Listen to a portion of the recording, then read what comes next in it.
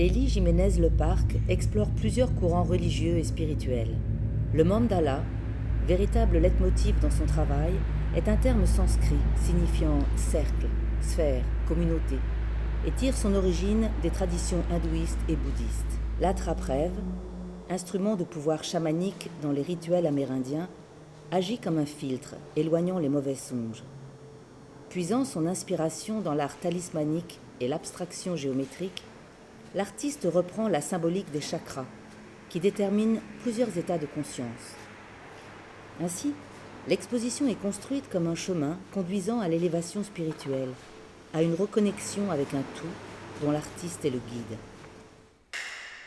Elie Jiménez-Leparc construit ses œuvres selon une déclinaison de la technique du macramé, en se plaçant au centre de ses cercles, puis tournant sur elle-même, en tissant en une mise en abîme de la circularité. Représentation symbolique des énergies et du fonctionnement de l'univers en lien avec notre psychisme, les mandalas sont des supports de méditation que l'artiste considère comme des offrandes aux spectateurs. Le travail d'Elie Jiménez-Leparc pousse à l'introspection et réveille nos sens. Je dois dire, comme tous les visiteurs, le lieu de l'orangerie a été comme transformé. On appelle souvent l'orangerie un kaléidoscope, tellement les choses changent. Là, le travail qu'a réalisé Elie est d'une nature totalement différente. Les murs épurés, la lumière artificielle, puisque nous n'étions pas dans la journée, et les grands volumes qui occupaient tout l'espace ont interpellé tous les visiteurs, et je crois qu'ils vont l'interpeller jusqu'à la fin de l'exposition. Dans cette exposition, l'artiste présente de nouvelles pièces qui sont autant de représentations du sacré. Le deuxième espace, plongé dans l'obscurité, présente une rosace lumineuse, symbolisant un état supérieur de conscience. Ces volumes textiles sont également des cartographies. Cartographie intérieure et lien avec son pays d'origine, le Panama, ainsi qu'avec les autres parties du monde où elle a pu vivre. L'exposition est donc autobiographique. Par un processus de création qui se veut méditatif et répétitif, elle tente de réduire ce lien qui la rattache à une ancienne vie.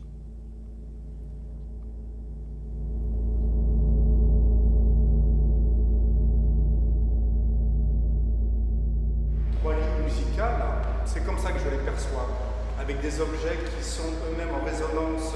C'est comme une partition en fait. On a des blanches, des noirs.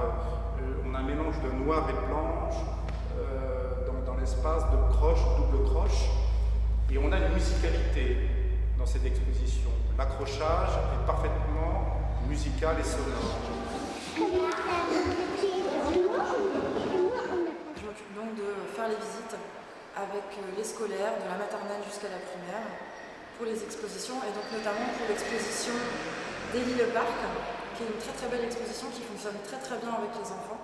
La première chose qu'ils font quand ils rentrent dans la salle d'exposition, comme l'espace est complètement métamorphosé, c'est qu'ils sont vraiment éblouis, impressionnés par cette installation.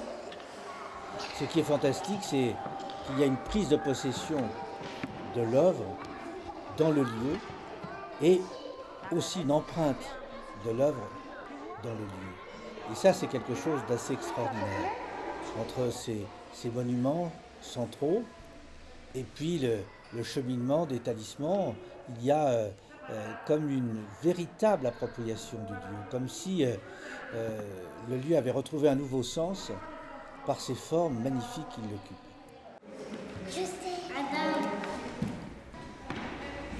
C'est le caractère un peu mystique, un peu en cheminement de spiritualité qui est présent, à travers cette grande idée du lien, bien entendu, que la spiritualité, qui n'est pas la religion, est une façon de construire des liens qui vous font revenir vers vous profondément, et dans le même temps des liens qui vous font vous tourner vers les autres, vers le reste, vers l'univers, et même parfois aussi vers le cosmos. Et je trouve que cette approche est fantastique. L'idée que l'art est un chemin du sacré et qu'il peut prendre le chemin du sacré est fantastique. Et je suis moi-même, bien entendu, extrêmement attaché à l'idée que, à la fin du compte, c'est le lien qui importe, le lien que l'œuvre rend possible et le lien que l'artiste crée à travers son œuvre envers les autres et parmi les autres. Et c'est quelque chose pour moi qui est totalement fantastique. À propos des arts textiles contemporains, Julie Crenn écrit « Le lien textile traduit un retour à des idées collectives, un retour à l'humain dans toute sa diversité et toutes ses différences. Le lien textile est inspirant, poétique, esthétique, politique et social. Il ne connaît pas les frontières, à l'image des vêtements que nous portons et qui nous accompagnent dans nos déplacements. Le lien textile implique la mouvance et l'histoire du monde.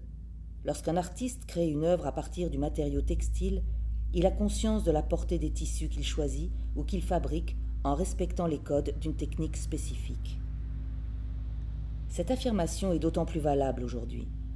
Les œuvres d'Élie Jiménez-Leparc, faites de liens et de nœuds textiles rhizomiques, interrogent notre rapport au réel. À l'ère du numérique, nous sommes tous liés, mais ces liens sont irréels, imaginés. Ils structurent nos existences de manière artificielle.